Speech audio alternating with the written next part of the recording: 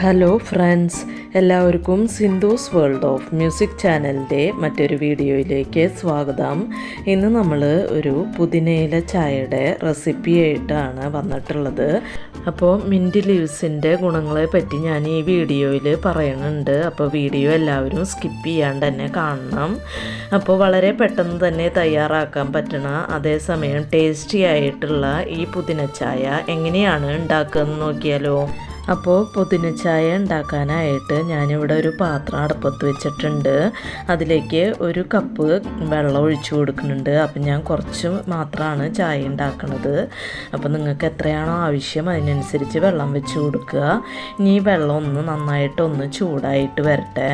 അപ്പോൾ ആ സമയത്ത് നമുക്ക് പുതിനയുടെ ഗുണങ്ങളെ പറ്റി ഒന്ന് പറയാം. നമ്മുടെ ശരീരത്തിന് ധാരാളം ആരോഗ്യ ഗുണങ്ങൾ പുതിനയിലേക്ക് നൽകാനാവുമെന്ന് പഠനങ്ങൾ തെളിയിച്ചിട്ടുണ്ട്.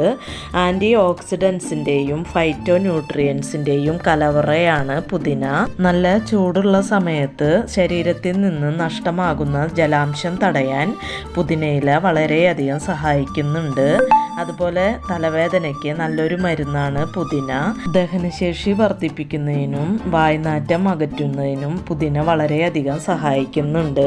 ഇരുമ്പ്, പൊട്ടാസ്യം, മഗ്നീഷ്യം എന്നിവയാൽ സമ്പുഷ്ടമായ പുതിന ശരീരത്തിലെ ഹീമോഗ്ലോബിൻ്റെ അളവ് വർദ്ധിപ്പിക്കുകയും തലച്ചോറിൻ്റെ പ്രവർത്തനം മെച്ചപ്പെടുത്തുകയും ചെയ്യുന്നു. അങ്ങനെ ഒരുപാട് ഗുണങ്ങളുള്ളതാണ് ഈ പുതിന.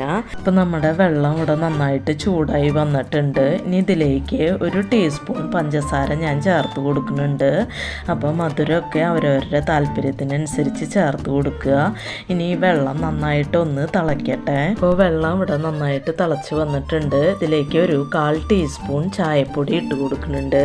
പിന്നെ ഒരു 3-4 ഇതള് പുതിന ഇട്ട് കൊടുത്തിട്ടുണ്ട്. ഇനി നമുക്ക് തീ ഓഫ് ചെയ്ത് കൊടുക്കാം. അപ്പോൾ നിങ്ങൾക്ക് വേണമെന്നുണ്ടെങ്കിൽ ഫസ്റ്റിൽ പുതിനയുടെ ഇല ഇട്ട് കൊടുക്കണമെങ്കിൽ ഇട്ട് കൊടുക്കാം. ഞാൻ പക്ഷേ തിളച്ചതിന് ശേഷമാണ് പുതിനയുടെ ഇല ഇട്ട് കൊടുക്കണുള്ളൂ. അപ്പോൾ നമ്മുടെ പുതിന ചായ ഇവിടെ റെഡി ആയിട്ടുണ്ട്. ഇത് നമുക്ക് ഒരു അരിപ്പ് വെച്ചിട്ട് അരിച്ചെടുത്തിട്ട് ഒരു സെർവിങ് ഗ്ലാസ്സിലേക്ക് ഒഴിച്ചു കൊടുക്കാം.